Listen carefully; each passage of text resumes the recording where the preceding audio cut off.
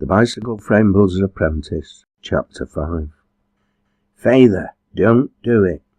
Jed turned round abruptly, startled by Connie's high-pitched shout.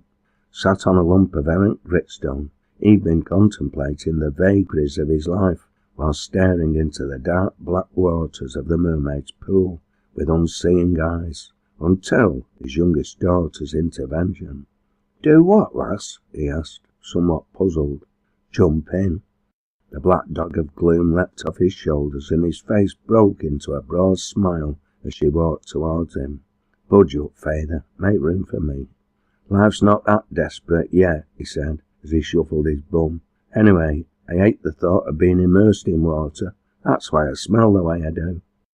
She took a place next to him and threaded her arm through his, hugging it close and leaning her cheek against his rough wool coat for a moment. "You've always smelt nice to me, Feyther," she replied softly. "You remind me of dry brown bracken and heather and bluebells."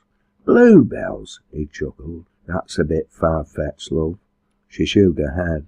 "One of my first memories is about you and bluebells. I must have been 4 or 5. I know I still had 2 legs then. I remember you carrying me down the lane and onto the bank of the clough under the trees to pick them. It was a warm spring day. The whole bank was thick with them. I can still remember the sounds. The place was buzzing with bees and insects. The brook was splashing over the rocks. You told me it was chuckling because it was happy and free. We picked loads of flowers and took them back to Mum, and then we spent ages putting them in vases and old jam jars and milk bottles and anything else we could find. You took me into bed that night. You smelt of flowers, and you read to me.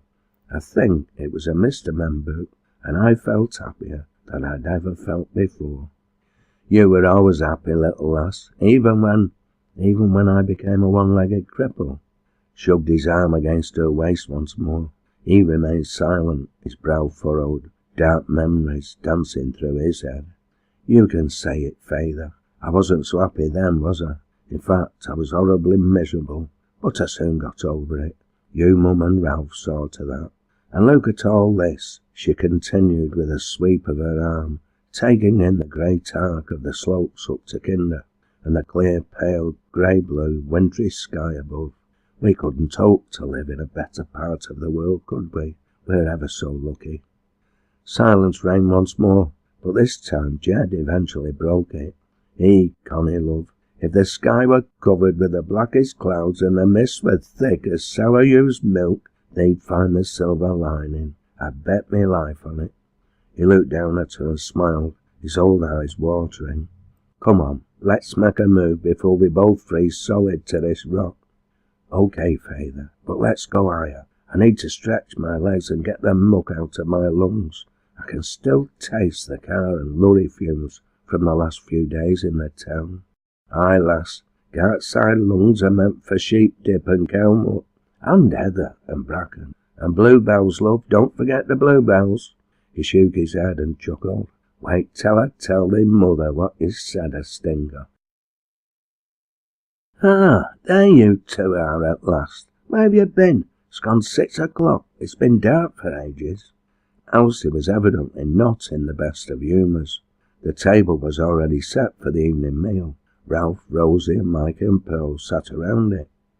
Even Titch seemed subdued, for he hadn't come over to greet them as he normally did when either father or daughter entered the kitchen. "We've been communing with nature, admiring the moon, and having a reet greyly chat," Jed responded. "Communing with nature?" "Yes, Mum, we've been up onto Kinder.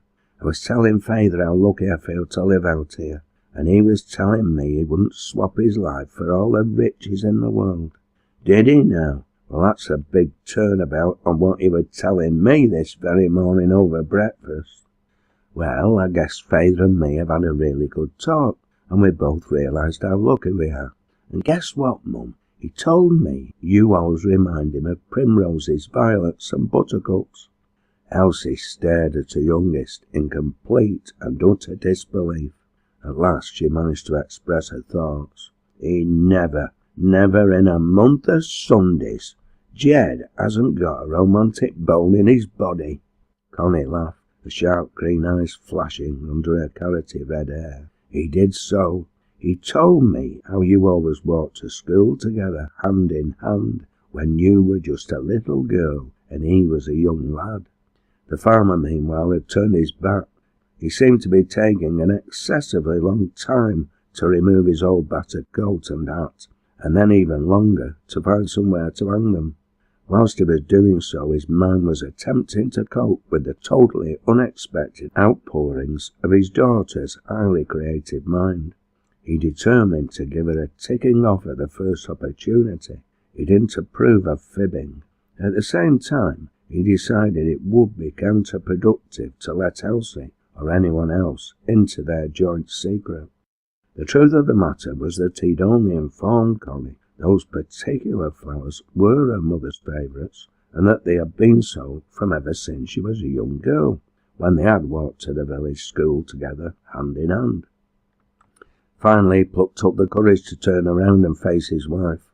By then, luckily for him, Elsie was squatting in front of the open oven door, her hands armed with oven gloves, carefully removing a large lamb pot roast from its hot interior. He took his seat at the table opposite Pearl, while the going was good.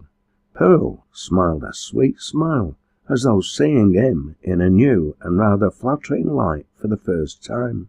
Jed smiled back, his face a portrait of pure, unadulterated innocence. Ralph turned to his sister, who had taken her usual seat next to him. She returned his gaze, sensing he had something important to say. "Whilst you were out, Rosie, Mikey and me have come to a decision." "Go on then, what is it?" "We've agreed you can become a member of our co-op." "That's great." Her eyes lit up and she sounded genuinely excited. "Well, the thing that finally decided it was something Rosie told me ages ago." "Oh?" A frown puckered her brow. "What do you mean?" "Rosie's granddad reckons tea lubricates the wheels of productive industry." "I've heard him say that. What's that got to do with anything?" "We aim to be the most productive company in Derbyshire, and you are without a doubt the best brewer-upper in the county. And I was going to offer to set your old bike to rights, but now—" At that point the phone rang, its impatient summons. "Can you get that for me, please, Mikey? You're nearest," Elsie asked, as she lifted the lid and passed the pot roast over to Pearl, indicating she should help herself. "It's for you, Connie." That evening the kids enjoyed a real treat. Jed was obviously in a good mood, because he invited Pearl and Elsie to the Sportsman to see in the new year. Elsie had declined his offer, protesting she couldn't leave the children on their own. Pearl had quite naturally backed her up. However, Jed insisted. Moreover, he said the kids must go with them. It wouldn't do 'em any harm to stay up late for once. They didn't go back to school till Monday, and anyhow Mikey and Connie are both in their 14th year. This latter argument was, to put it mildly, stretching a point. The legal age for a child to accompany an adult in a pub was 14, and both were still only 13. However, Jed reasoned it was near enough. Connie and Mikey were well behaved. They knew better than show their parents up, and as long as the kids behaved themselves, nobody had good reason to complain. Furthermore, it meant that once the midnight chimes had rung, Old Lang Syne had been sung, and handshakes shaken all round, Pearl and Mikey would only have a few 100 yards to walk home. In the end, Elsie agreed, but also insisted Pearl and her son accompany them for the meal in the Nag's Head the following day. Rosie, Mikey and Connie were thus enabled to discover just how silly their supposedly sensible elders could be, for as soon as they had a modicum of alcohol inside them, the grown-ups' inhibitions seemingly dissolved. Consequently, they let their hair down and indulged in all manner of silly antics that particularly memorable night. The children, on the other hand, behaved extremely well, and 1991 gave way to 1992 without any great mishap.